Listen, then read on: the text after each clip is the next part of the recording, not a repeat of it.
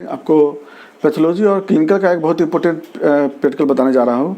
Microscopic examination of फिस्टूल। जब भी आप आरियो फिस्टूल का जब आपको रिपोर्ट मिलेगा तो उसमें ये वाला कॉलम देखिए, बहुत इंपॉर्टेंट चैप्टर मिलेगा आपको और बहुत इंपॉर्टेंट है भी वो।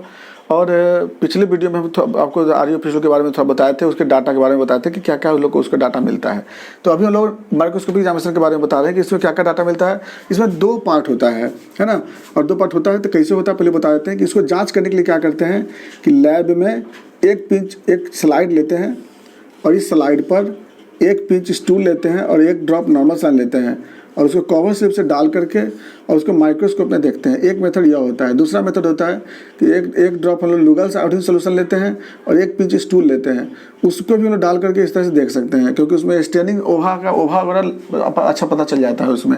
एक तरीका यह भी होता है। तीसरा होता है हैंगिंग मेथड होता है। हैंगिंग मेथड में क्या होता है कि एक भाई लेते हैं, भाई में स्टूल को डाल करके और उसमें पूरा नॉर्मल सलाइन उसमें भर देते हैं उसमें, और भर करके ऊपर में जब पूरा का पूरा जब फुल हो जाता है तो यहाँ से स्लाइड को ऐसे चिपका करके और उसको हम लोग निकाल करके उसको कवर स्लिप डाल करके हम डायरेक्ट देख सकते हैं। तो इसमें जो होता है पिन वर्म के लिए ऐसा अप्लाई करते हैं जनरली ज़्यादातर हम लोग पिन वर्म में, सॉरी जो बहुत सारे ओभा को देखने के लिए हम लोग कर सकते हैं, है ना। पिन वर्म का भी होता है स्लाइड। दूसरा होता है कि पिन वर्म को देखने के लिए एक और काम क्या करते हैं कि NIH स्लाइड NIH स्वाब को लेकर के और डायरेक्ट जो होता है उस स्लाइड पे रख करके और डायरेक्ट उसको देखा जाता है ना। ये पिन वर्म के लिए हम लोग करते हैं।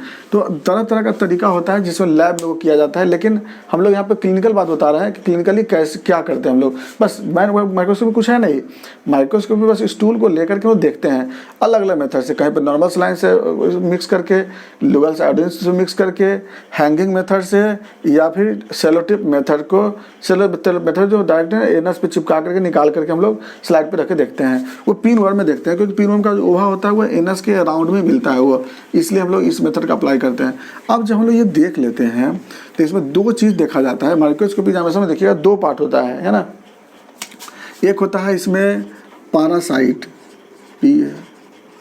पैरासाइट देखते हैं, और दूसरा होता है सेलुलर सब्सटेंस।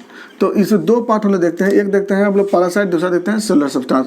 पैरासाइट को ढूंढते हैं तब पैरासाइट क्या क्या ढूंढेंगे। पहला नंबर 1 कॉलम मिलेगा आपको प्रोटोजोआ मिलेगा, प्रोटोजोआ। तो प्रोटोजोआ में कौन कौन से प्रोटोजोआ इंटेस्टाइन में डिजीज प्रोड्यूस करता है, तो क्या क्या लिखिए। एक है EH होता है, दूसरा जियार्डिया लैम्बिलिया होता है, तीसरा बैलेंटिडियम कोलाई होता है, याद रखिएगा। तो इसमें आपको सबका नाम तो नहीं लिखा हुआ, बहुत जगह लिखा हुआ रहेगा, जैसे क्या लिखा रहेगा EH के बाद लिखा रहेगा यहाँ पर डैश देखे ट्रोफोजोइट या सिस्ट, क्योंकि प्रोटोजोआ का क्या मिलता है, ट्रोफोजोइट या सिस्ट मिलता है। सामने क्या रहेगा लिखा हुआ अब्सेंट या नॉट फाउंड। दूसरा आपको लिखा रह सकता है यहाँ पर सेम चीज जियार्डिया लैम्बिलिया, इसका भी रहेगा सेम ट्रोफोजोइट सिस्ट, यहाँ भी रखा क्या लिखा रहेगा नॉट फाउंड। और तीसरा लिखा रह सकता है वो क्या चीज़ बैलेंटिडियम कोलाई,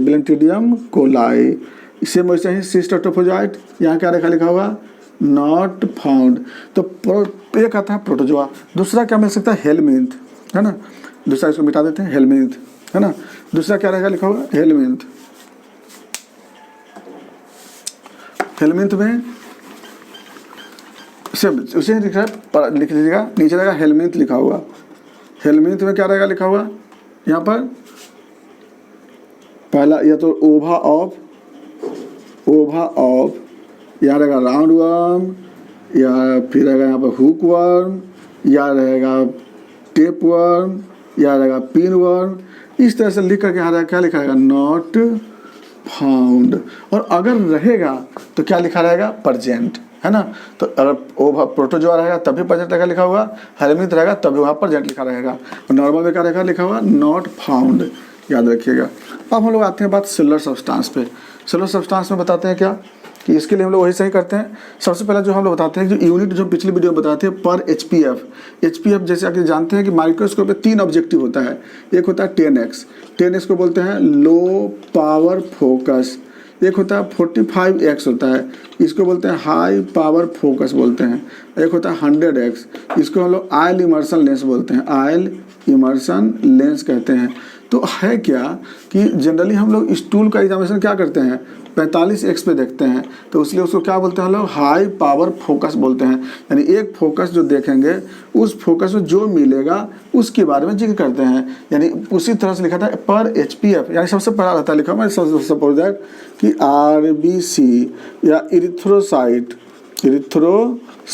तो यहाँ पर नॉर्मल में क्या रहता है नील, और अगर रहेगा प्रेजेंट तो क्या रहेगा 2 से 3 पर HPF, है ना, या 10 से 15 पर HPF, या फिर रहेगा न्यूमेरस लिखा होगा न्यूमेरस। यानी हमने देखा कि फोकस में एक भी RBC नहीं था, चलिए ये तो सही था। इसमें क्या हुआ, हमने देखा कि एक फोकस में 2 मिल रहा है, किसी फोकस में 3 मिल रहा है। हमने देखा कि एक फोकस में 10 मिल रहा है, किसी फोकस में 15 मिल रहा है। अब इसमें क्या है, हमने देखा कि इतना ज़्यादा था कि काउंट नहीं हो सकता था। तो इस तरह से आपको RBC का फाइंडिंग मिल सकता है। ये कब मिलेगा, आपको मालूम है कि जब जनरली कहीं भी अगर इरोजन होगा, GIT में कहीं ब्लीडिंग होगी तो आपको RBC फाउंड मिलता है। दूसरा है पस सेल। पस सेल मतलब क्या बोलते हैं, ल्यूकोसाइट या WBC, है ना, लिखा रहेगा यहाँ पर दूसरा नंबर पे पस सेल या ल्यूकोसाइट या WBC।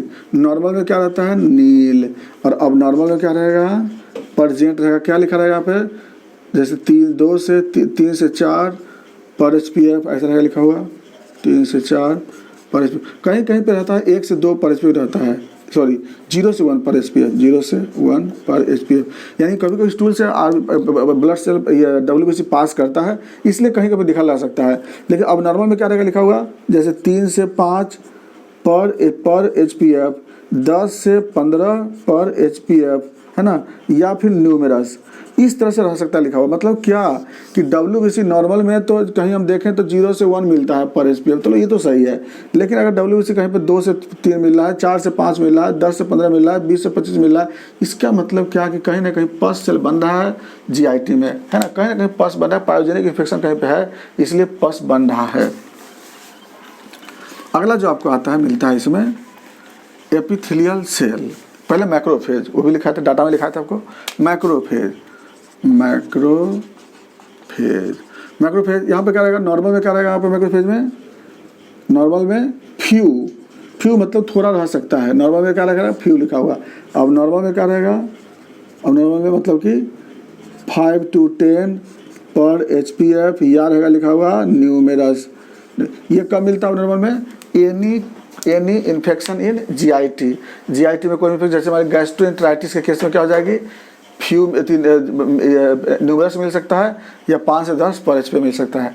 ये था मैक्रोफेज। मैक्रोफेज क्या होता है, WBC को बोलते हैं, मोनोसाइट को बोलते हैं, है ना। तो कोई भी इन्फेक्शन अगर गहरा होगा तो उसे मिलेगा ही। इसके बाद फिर अगला क्या होता है इसमें, मैक्रोफेज के बाद आता है नेक्स्ट में आता है एपिथेलियल